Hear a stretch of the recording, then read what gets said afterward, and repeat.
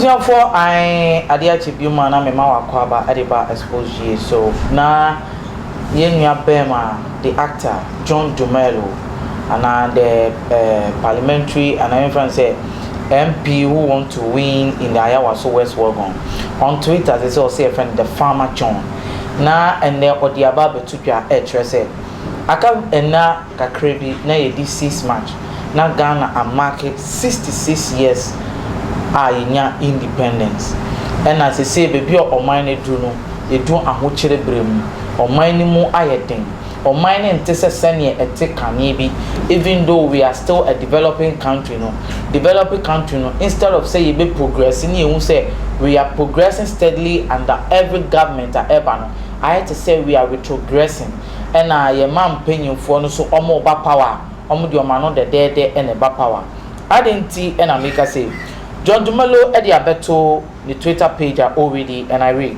I see greetings and or target the president Twitter account. I see greetings at Nana Akufo Addo. Respectfully, we are in hard times. Can you please cancel all state, regional and district Independence Day celebration in a question mark? You can do your usual fellow Ghanaians broadcast on TV. This will save us of millions of cities. Thank you so much. Not sure say I share or how no or mine more or how are you womb. Right now situation woman now say Ghana I bankrupt. Ghana economy above from yeah debt to GDP ratio no a cost she economically in this country and you paying for so say IMF and China phone emfa e ka ye din no enche onfa nche na IMF so $3 billion na ye pe won nche no onfa maye e na ye ka se na se ye de ka John Dumelo ka se mo na se ye de ka ni esu o man ni mo ye din Independence Day ye be fasike titiridi ni akase ye de Independence Day. The question is ye Independence Day ni ye fi ase enye nne ene ye ya ni asesika bebesi yesi awuchiri ma akufo the covid buy utumi gina wo de na ne Ghana fo akasa obi etie o it is a way ene awuchiri brum ni yesi o yem twintwa ye nyoma ye beye ni na local ni ade ye betisika de ma nkofo bekuku nkofo kotokom dia and ye hold on ni cancel all this Independence Day na beye asasika no so no ye fan sort e kaketikiti bia wo kaka enu mpokro beto ma IMF hu se on my way omu serious eja eyemfato en wo bisa o mampanyin se wonye den wonye na we no meba look at a few days ago ye mampanyin o meet diplomat no this is what he said to them. I say help us get the $3 billion IMF bailout. Akufo to diplomat and che ye bia say ndra say ndrechi and I a president of Ghana committee diplomat a bit my Ghana's a card diplomata and conform war lengths a conform ye ni petitu our mining a bit my ambassadors a bay economic analysis for buying na yen to me uncle IMF $3 billion loan but we men kasa bebre maybe na emra John Dramani Mahama ewo ho na nsana your friend is saying MPP person we need power. Now whenever they say it on TV and whenever they are talking. Ebrebi on the 2. Abronya kotenase. Uhwe video ya. Watch say. Say eba adia ye friend no IMF a. Na kire say wo ko IMF a na wo kire say wo ni adwen a ye di bu oman.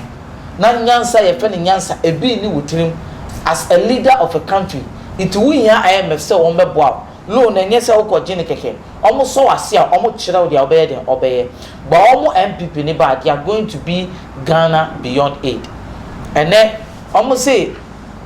almost say Ghana beyond aid, but not say Ghana beyond borrowing until they can also go and borrow. Yentie and Sama. Abronye, the no more sem than will be on one casa a kind. I deny you do a mine in New York. And this all call IMF coach. Let's say, minimum answer. Into woman and me mine. IMF and sanitary. Naga would sanitary. IMF. I just have me watching me. enti momwa me na sa ho kire de mfa baabi ade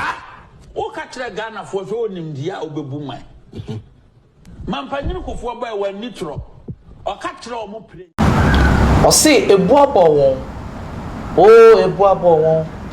o se dua embo koku a asamba wa wo so sana ewiasete you see ye na ye politics can it be na ye politics in Ghana na funny when you see and once say yesterday but who dey see video we bi dia bro nya kasa who dey take bi adwena ye gibu o man ni ho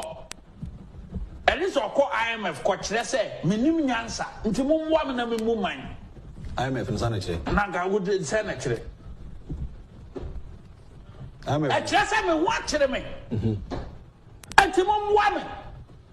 na sa ho kire de mfa baabi ade wo ka kire Ghana fo fe onim dia obebu man mampanyini kofo ba wa nitro o ka kire o mo pre no ye video we o iti na mesugo me gusu ameka se ebu abon o ka se edua empumbo kuku a esamba wa so you see politics some time ago JJ Rollins to ye papa Kufuor na Facebook aba but na yenya na say media no kra be your margin say on be ko Facebook so post ya man kofo akohwe though it was happening in America mama is far ahead developed than us but now people were not keeping records and all that and kofo adwen the politicians so no mo ka sema any social media and kasa sema abro nya waka yen kai bio but you see for the help from Atamos Breso social media has become a full force and ema we your campaign assembly a ugina bibia o kebia no ebubo wan kasa nti say ubetena so ne ema 4 years ema 2 years wherever position ye dem out wan kasa wenu mu asem to me you see change any bibia and thanks to the social media upon the negative effect enya we so no it has helped us in another good positive effect ene abronye nu ni nasem nti indirectly say we MPP ni o say we NDC ni o asem na America abronye kasem o kasa no o ma me ni wo ehunu say sebe the man penyi ene na poundfo odi omo ebu oman omo nyansa ye di bu oman no apem ebi ni obio they don't know what to do omo adwen no asa say enye political fragada mu seminar na abronye ka dia ene na no skani bi na wo pa kire no ebu abo no ankasa ne so ene nyansa amampenyi ede bebu oman no ebi ni obio ebu asa Ghana baby aye nam na yakosu no yapem enu tina Dumelo so ayere no kase yes asamre de efi Dumelo na ono wo NDC mo nti obi be kase o kasa in a part of say or joining NDC but the first question is CSE na yan wo kire eja yenya nkofo wo Germany o mo ka kire ye say diplomat o mo so mo Germany ka kire say amampenyi wo si yen ko kebi ma e wo China but me bisa yempo ye de ye ho aye develop kra no say ye bu ye man no ye ministers ni nkofo appointing to government as Germany being known as a well developed country open bench nyoma papa o wiasemu a yenso ye nsi nchen no yempo ya pamfo ya fomo abemu endu wo de onye ni stubborn pride mu ye bi papa mesra kona kokete o kokate o government size no o kate government size na me boa me do ni akọ China so they say the why na adwen so obo obusia say slavery na ye ka no ye nchew na afedie ye de ya baba say ukuru anase ya beche nkofo de o makosisi dan mi o da bi